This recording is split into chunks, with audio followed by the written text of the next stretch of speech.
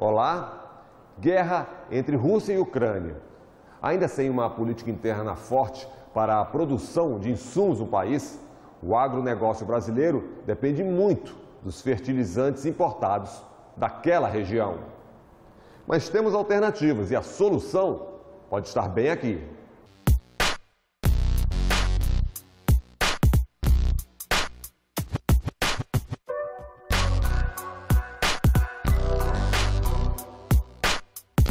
A gente depende do adubo químico. Acredito que a vida inteira isso é uma coisa que não sai mais do mercado, mas você pode reduzir, você pode diminuir, você pode buscar várias alternativas. A mais cara do século foi a safra passada e o uso de remineralizadores é algo que poderia amenizar essa dependência. Nós estamos aqui com um momento histórico do nosso país, onde uma dificuldade mostra para nós uma solução que estava adormecida.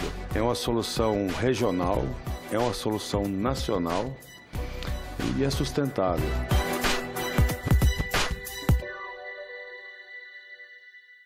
A audiência pública na Comissão de Agricultura do Senado debateu a utilização de remineralizadores como alternativa de manejo e uso de solos, uma solução local aos fertilizantes importados. A guerra entre a Rússia e a Ucrânia escancarou a dependência externa nossa de fertilizantes do agronegócio brasileiro. Antes mesmo do conflito, já alertávamos a sociedade e o governo federal para esta situação de vulnerabilidade de nossa agricultura. Nós somos o país mais dependente do mundo. A China tem uma dependência de 4%. Nós temos de 90% de insumos agrícolas. 90%. Ou seja, a nossa grande coluna do agronegócio tem os pés de barro, muito fragilizados.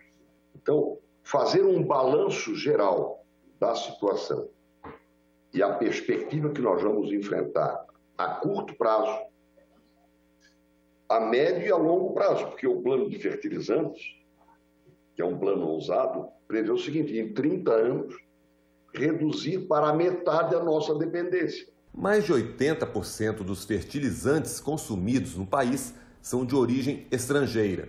A produção nacional responde por menos de 20% da demanda interna. Nos compostos clássicos, conhecidos pela fórmula NPK, o país foi, em 2020, o quarto maior importador de nitrogênio, o terceiro de fósforo e o segundo de potássio.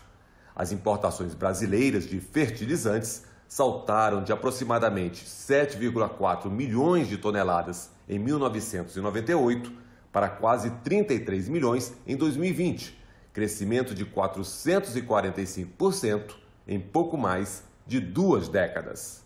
Já temos a dependência externa e, com a guerra, mais dificuldade de importar. Insumos mais caros e o custo de produção aumenta, e muito. Temos um custo absurdo de março de 2020 até março de 2022. A fórmula NPK, né? Tanto nitrogênio, potássio e fosfato, aumentou mais de 200%. 220, 240, até 260 no caso do potássio. No final do ano passado, começou a ter uma redução, algo em torno de 18%, 20%, dependendo do componente.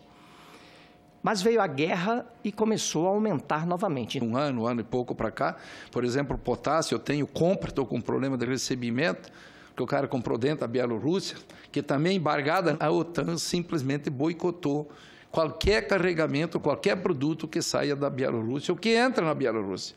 E a Bielorrússia depende dos portos da Lituânia e virou esse exagero que está aí dos valores. Dentre os países de quem o Brasil mais compra fertilizantes, Rússia e Bielorrússia estão entre os principais fornecedores. Na produção de potássio, os dois países são, respectivamente, o segundo e o terceiro maiores produtores mundiais, ficando atrás apenas do Canadá.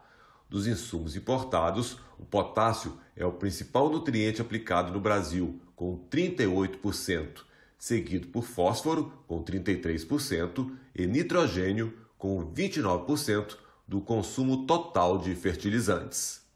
A safra mais cara do século e o adubo químico ainda vai continuar sendo usado por aqui. É melhor buscar alternativas.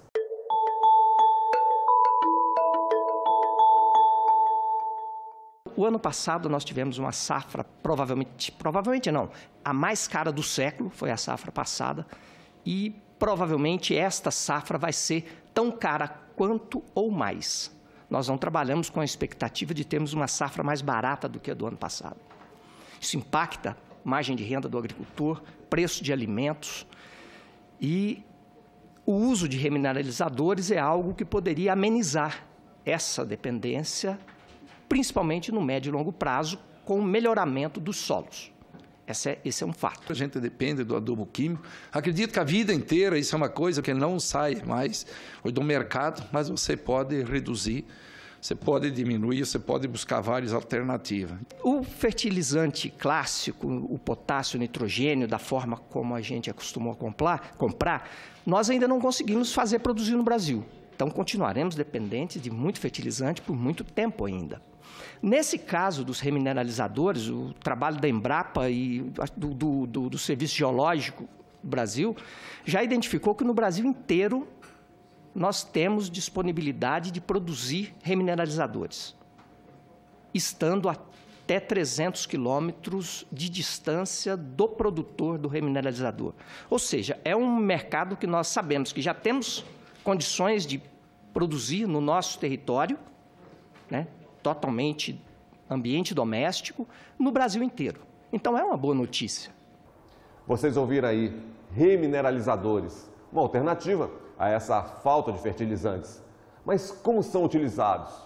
O que fazem no solo?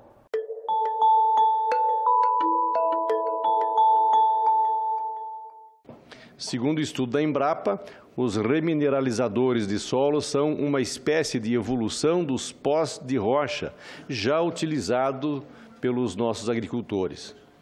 O princípio do uso de remineralizadores é o de recuperar as propriedades químicas, físicas e biológicas no solo, através de aplicação de uma ou mais rochas finamente moídas.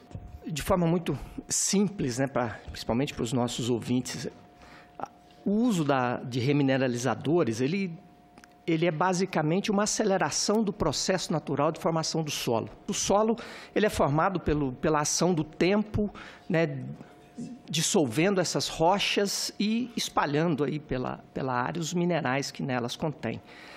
A remineralização, ao propor a triturar essas rochas de maneira célere e espalhá-las pelo campo, ela basicamente vai ao encontro daqueles que têm a pretensão de produzir, de construir um solo melhor, enriquecendo ele com esses nutrientes que são necessários para a prática da agricultura, pastagens e tudo mais. Então, essa é a base, né, do que leva a pensar e a ter a remineralização como uma ferramenta interessante de melhorar o solo e reduzir a necessidade de fertilizantes químicos. E olha outra palavra nesse cenário, rochagem, que é a técnica do uso de rochas na melhoria dos solos. E a remineralização faz parte desse processo. Rochagem não é uma coisa nova. Rochagem era o processo, era o jeito de produzir alimento até 1860. Até 1860, nós tínhamos só agricultura biológica.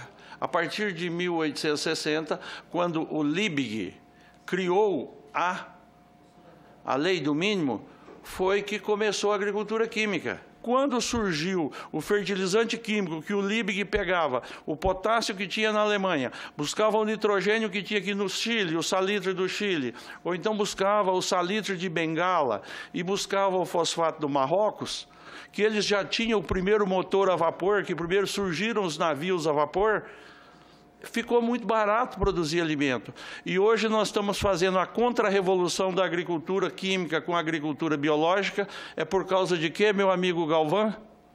Exatamente por causa do custo que essa coisa tomou. Porque houve o grande monopólio dos produtores de fertilizante químico e da indústria química. Uma tecnologia que que é secular já, e a gente vem colocando em prática aqui no Brasil. O Brasil é muito rico em rochas, né, em remolizadores. Tem remolizadores no Brasil todo, assim como tem calcário, que também é um pó de rocha.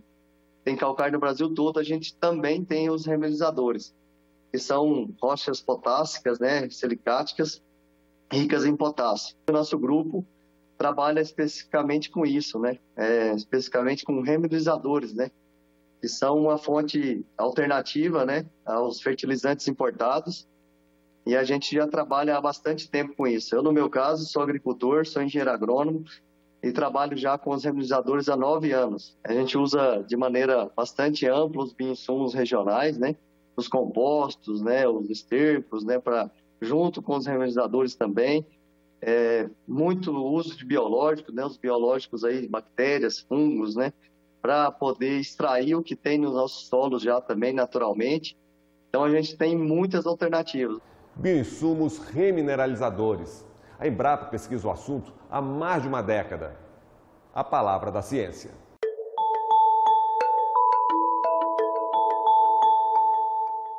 A gente, na Embrapa, temos 13 anos de pesquisas. Essas pesquisas nos permitiram passar pelas fases básicas, geológicas, de avaliação das fontes, as pesquisas em vasos, em estufas, onde deciframos a forma como as plantas conseguem absorver os nutrientes que vêm pelos remineralizadores. Detectamos a importância de ter ali atividade biológica junto para que a planta consiga aproveitar os remineralizadores. Detectamos também a melhoria da qualidade na CTC do solo e na atividade biológica. Isso traz um aumento de fertilidade dos solos e, consequentemente, uma menor dependência de NPK, de fertilizantes solúveis. E não está se falando apenas em alternativas para o uso do solo, mas também em uma agricultura mais sustentável. É a ciência brasileira em publicações internacionais. Uma prática altamente sustentável nesse momento que o Brasil precisa comunicar ao mundo que faça uma agricultura sustentável. É exatamente isso aí, o sequestro de carbono. Ele é potencializado com o uso dos remineralizadores. E aí publicações de grande impacto feitas em periódicos internacionais com corpo editorial. Então, nós temos aí a chance de aproveitar não só para mitigar a dependência tecnológica que nós temos de adubos, como também para melhorar a qualidade, né, da nossa agricultura, trazendo para a agricultura aí um papel de melhoramento do ambiente, né, diminuindo os gases de efeito estufa tão importantes e tão falados hoje. Produção mais barata, desenvolvimento regional. Enfim, o novo modelo de negócio. O modelo de negócio do remineralizador é diferente. O fertilizante a gente põe no navio, vem, passa no porto, pega caminhão, leva, ele é economicamente viável nessa cadeia longa. O remineralizador ele vai até 300 quilômetros aí, talvez com a ferrovia um pouco mais, mas ele tem uma modelagem muito parecida com a do calcário, como o Rogério Vian observou. Então, ele precisa ser produzido localmente. É uma economia regional, não é uma economia globalizada, como no caso dos fertilizantes. Essa é uma diferença importante que nós temos. As coisas estão aqui, então depende só de nós. E essa dependência, ela surgiu de 50 anos para cá. Então, nós tínhamos as alternativas. Nós abandonamos o caminho que nunca deveria ter sido abandonado. E agora cabe a nós reconduzir a nossa locomotiva para os trilhos, de onde ela não tinha saído. Talvez, senador, até ter uma audiência pública aqui com secretários de estados, daqueles estados que estão mais desenvolvidos nessa produção de remineralizadores e daqueles que ainda têm dificuldade de implementar, né? Porque é uma ferramenta regional, né? É uma ferramenta regional e isso é importante que o gestor regional, o gestor do estado tenha, né, consciência da relevância e de construção de boas ferramentas para que a coisa desenvolva lá também. Nós estamos aqui com um momento histórico do nosso país, onde uma dificuldade mostra para nós uma solução que estava adormecida e que nós temos a possibilidade de trazer um desenvolvimento regional para todas as regiões do país, ao invés de nós estarmos mandando dólar para fora. Vamos continuar tendo que mandar um pouquinho, né? Mas menos, e distribuir toda essa riqueza brasileira entre os brasileiros através de economias regionais. Então, é realmente uma solução importante, onde nós vamos ainda melhorar a qualidade do que nós produzimos. Recursos naturais e muitas alternativas para uma agricultura menos dependente dos insumos importados. Mas é preciso estimular a produção. A gente tem rochas distribuídas no Brasil inteiro, em todas as regiões agrícolas que podem estar aí suprindo uma parte, claro, não tem como substituir de imediato toda a importação, principalmente do KCl, mas que dá para a gente fazer bastante trabalho aqui no Brasil. Hoje já são mais de 5 milhões de hectares no Brasil usando reminizadores de solo. Tem praticamente em todo o Brasil, inclusive nos estados da região norte, nós sabemos aí pela mídia, né, que temos as jazidas de potássio. O Roraima, o presidente da República, fala, não, é uma tabela periódica, de fato é. E sobre a legislação? O país já tem lei que regula a exploração e normas de prevenção e utilização também. O Brasil tem a legislação desde 2013, já está normatizado, já temos hoje cerca de 30 produtos registrados e as exigências, né, não é qualquer rocha que serve. Isso precisa de um estudo, ela tem que atender soma de bases de 9%, um mínimo de 1% de óxido de cálcio, limites máximos de metais pesados, né, não há o risco, por exemplo, da remineralização de solo trazer metais pesados para o solo. Por quê? Porque nós temos normas que impedem isso. Uma agricultura diferente, no campo, nas universidades.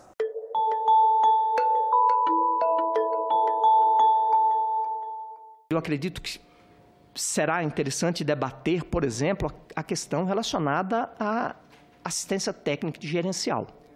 Porque o uso dos remineralizadores, principalmente com micro-organismos ou sem, ou com compostos orgânicos, leva a uma mudança de cultura do agricultor. E isso é muito importante que seja feito, porque ele é que é o usuário final desse produto. Levar uma discussão para as universidades, para talvez atualizar alguns currículos da área de agronomia, da área de cursos técnicos, para que o profissional já saia com essa visão um pouco mais aberta e não uma visão mais fechada nos químicos. Eu acredito que esse arranjo normativo, essa melhoria de assistência técnica, de preparação dos nossos técnicos, tanto na área de agronomia e técnica agrícola, tudo isso vai enriquecer a utilização dessa nova ferramenta. A redução da dependência de fertilizantes químicos é uma urgência, mas é preciso investimento, uma ação mais efetiva do governo. Tem que se ter, de fato, uma energia muito forte de governo, uma energia muito forte de posições de Estado para que a gente possa avançar. Através de pesquisa, nós já temos a Embrapa. Financiamentos, através do BNDES. Empresas que precisam e querem fazer a transformação de minerais em fertilizantes, mas precisam de um apoio do governo. Temos muito espaço para esse desenvolvimento, né? E é uma produção 100% nacional. Podemos produzir por longo prazo e conforme o solo vai melhorando, né, vamos reduzindo a necessidade de dependência de fertilizantes químicos. A gente precisa fomentar também o crédito tanto para o produtor, para que ele adquira esse reminizador, como também para as mineradoras, né? Investimento realmente, são investimentos pesados, né, para fazer de início aí, para poder rodar, né, para poder fazer com que as mineradoras produzam esse material. Ele não é tão somente um pó de brita, né, como às vezes as pessoas chamam, né, mas precisa realmente de um processo industrial, um peneiramento, para que deixe o material o mais fino possível, né, para poder ser utilizado nas nossas lavouras. E além de investimentos, tem o licenciamento ambiental, acordos entre governos, ministérios, mais desafios. É um problema sério e a questão das licenças ambientais, né? Tem muitas mineradoras tentando licenciamento ambiental aí para poder iniciarem seus trabalhos, né? E é travado, porque às vezes o licenciamento ambiental é estadual, não depende do governo federal. Então, tem que ter crédito e tem que ter licenciamento ambiental e, claro, mais apoio, né? O Programa Nacional de Fertilizantes já contempla os revisadores, né? Mas a gente precisa realmente de bastante investimento nesse setor aí. A lei já existe, né, dos revisadores, já foi feita no governo passado, então já existe a lei, já existe a normatização, já existem muitos materiais registrados já. Para isso é importante nós aprovarmos o projeto de lei de licenciamento ambiental que está aqui no Senado, para que a gente possa diminuir a burocracia, para que a gente possa extrair do solo esses minerais tão importantes que nós, brasileiros, no nosso país, temos com abundância esses minerais, mas precisamos de autorizações do meio ambiente, do IBAMA, para que a gente possa extrair do solo e tornar o Brasil autossuficiente na produção de fertilizantes para a nossa produção agrícola, até exportando o excedente. É um grande filão, tanto para a agricultura quanto para a mineração brasileira. Mas ele vai exigir, como o Rogério observou, melhorar licenciamento ambiental, talvez até pensar numa fórmula jurídica, e isso é perfeitamente possível, é só desenhar a lei, de separar os agrominerais da demais mineração. Talvez isso seja uma boa alternativa, não dispensar licenciamento de maneira alguma, mas fazer de uma forma mais racional e objetiva, modelada para este negócio efetivamente. Porque, como observamos, é uma aceleração, basicamente, do processo natural que ocorre. Então, não podemos dizer que tem a dispersão do remineralizador, ele não tem um impacto negativo, ele tem um impacto positivo para o meio ambiente. E o espaço da mineração, fazendo ali o licenciamento ambiental desse espaço, com os cuidados, com as compensações necessárias, é muito tranquilo você ter um processo mais célere e, principalmente, previsível. O problema é nosso mesmo, né? Governo contra governo, licenciamento ambiental. Nós temos aqui um projeto de lei que está para ser votado, que é para desburocratizar os licenciamentos ambientais. Nada mais importante nesse momento do que nós avançarmos na aprovação dessa matéria. Solução regional, sustentável, mas com apoio às pesquisas, ao agricultor. Nós somos só a ponta do iceberg. Tudo está aí para ser feito. Mas uma convicção eu tenho. Esse é o caminho. Uma convicção eu tenho. Nós vamos produzir alimento para o mundo, não é buscar remédio na forma de adubo para pôr na terra, não. É remineralizando o solo, reconstruindo o solo, fazendo uma nova gênese de solo. É isso que nós estamos buscando. Nós temos aí uma missão muito boa, porque é uma solução tecnológica praticamente com aspectos positivos na sua integralidade. É uma solução regional, é uma solução nacional e é sustentável. Nossa empresa está de portas abertas, não só para o setor produtivo, que é o nosso cliente, mas também aqui para os parlamentares que buscam construir um Brasil melhor e sustentável. Eu sou um entusiasta dessas novas tecnologias. Quanto mais ferramentas o agricultor tiver, essa é a linha que nós defendemos na CNA, quanto mais ferramentas, quanto mais tecnologias que o agricultor tiver à disposição para ele montar o modelo de negócio dele, melhor. Melhor para o agricultor, melhor para a sociedade, melhor para o país. É isso. Agricultura sustentável e agricultores menos dependentes de produtos importados. Produzir mais, melhor e mais barato. Uma discussão fica por aqui. Até o nosso próximo programa.